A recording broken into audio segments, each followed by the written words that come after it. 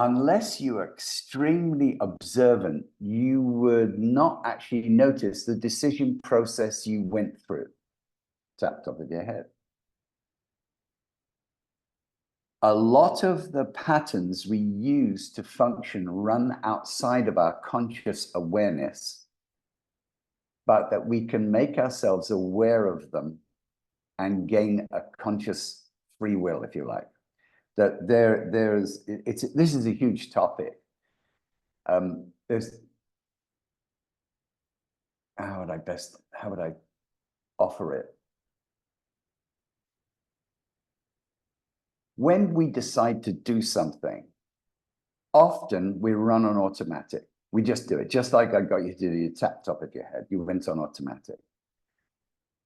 If you spend your life on automatic, you have no free will. You're just literally a machine. And that guy Harari is quite right. You're one of the useless eaters. Sorry, but you are. Now, those of us that want to get off our automatic discover that we can work with our brain to change ourselves.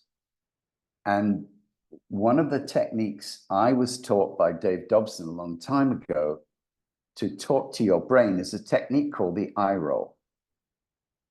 The eye roll technique is a way of consciously saying hello to your brain and then create a symbiosis between the two of you. You start off with the initiative. I'm going to say hello to my brain. I do it with a ritual. Basically, I'll calm myself with 3 very deep breaths, and then I'll close my eyes and roll my eyes up, look at my brain until I feel a bit of eye strain. Then I relax my eyes. That can only mean that Clifford wants to talk to Brian. And so now I've been practicing this technique for years and years and years. We have a very good working relationship. Not perfect, but very good.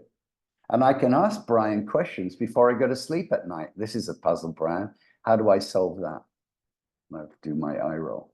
Or during the day, I'm feeling uncomfortable. Weird stuff is sort of happening. Oh, Brian, what's going on? And Brian, once I ask him, well, 9 times out of 10, 19 times out of 20, let the input pop into my awareness. So, oh, okay, I was scared of that. Oh, okay, all right, that was scary. But I'm not 9 anymore, you know. And so this updating, this de-automation then becomes itself more automatic, and we have more free will. Oh, that's a huge topic. I will inject also my thoughts about Autopilot. I'm a fan of Autopilot, to be honest. There is a lot of things going on, and I'm a highly conscious individual since I was young, due to my personal experience with the religion. I had to go a little bit against the flow, because, for example, in my own culture, which is Islam, there is a very beautiful concept. It is Ijtihad with E, and there is Jihad, what we know. Ijtihad is very interesting because it is the ultimate pursuit of interesting. It does mean literally God is infinite. Okay. You can't describe God. It's beyond your awareness. You have to pursue interest and find questions and try to answer them. It's actually the antidote to religious fundamentalism. Unfortunately, religious fundamentalism is taken over all over the place, the Muslim world. But this concept is what brought the Arabic and Islamic cultures to flourish during early times. Yes, it is Ijtihad, the concept. It's a very beautiful one. And about the autopilot, there is a lot of things I noticed from sport. For example, from swimming. I do swimming, biking, and you cannot be conscious about each of your moves. You have to turn on autopilot. No. It helps the brain. No. In many things you do, you have to be conscious that you are going into autopilot mode. That's what I mean.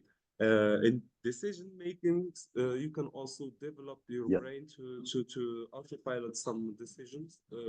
For example, just to say no to some sort of food, just to say no to some things. You can automate that. You can reprogram your the brain to do that. Yes. Yes, yes, you can. You're absolutely right. What you're really doing is you're sort of there's a branch of organization development where they say unfreeze, move, and then refreeze. So you unfreeze yourself from where you are, move yourself to where you need to be, and then harden on that new one, and then automate the stuff that you can automate. Always aware that you can do the process again anytime. But you're right, it's very handy. It's handy having a lazy brain.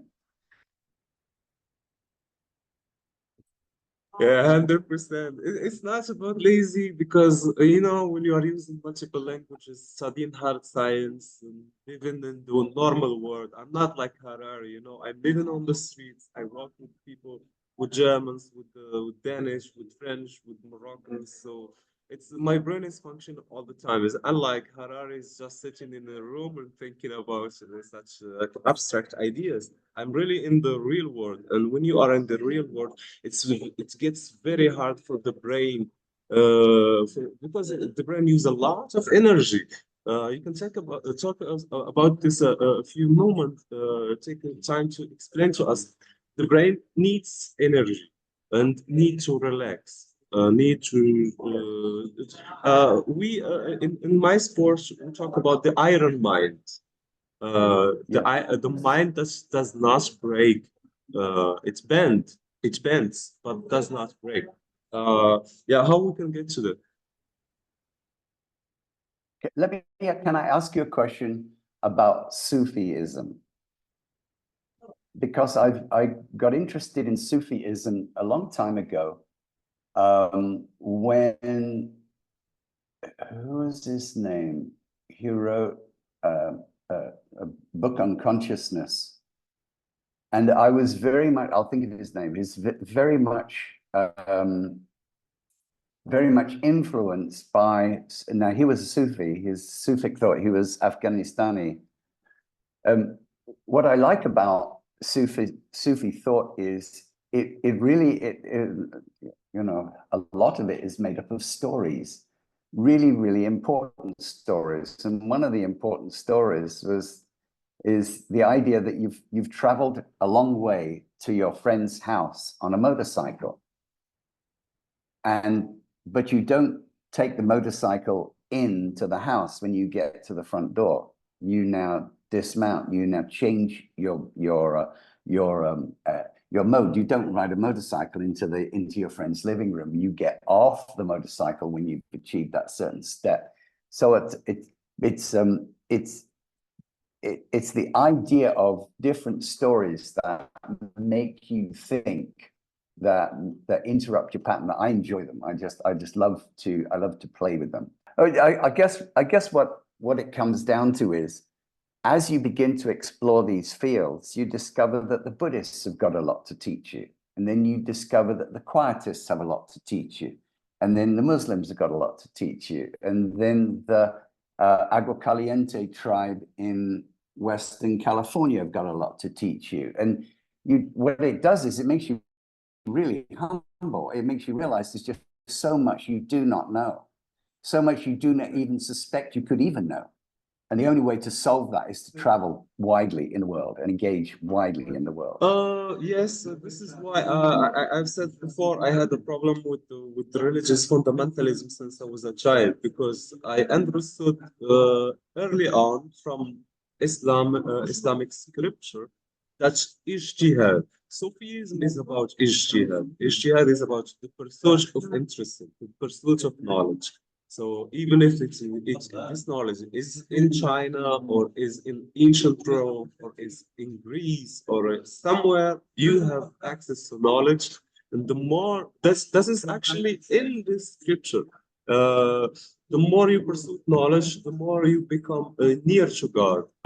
And you can only achieve yeah, the harmony with the universe in scientific terms. You can only achieve this when you pursue interesting knowledge, interesting thoughts. You learn from everybody.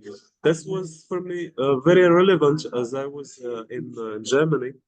As I was in Germany, because I was living in Mainz. Mainz, it's Gutenberg city, where all the books started. So I had huge access to books all the time. It's paradise for someone who is yeah, a hobby to pursue knowledge.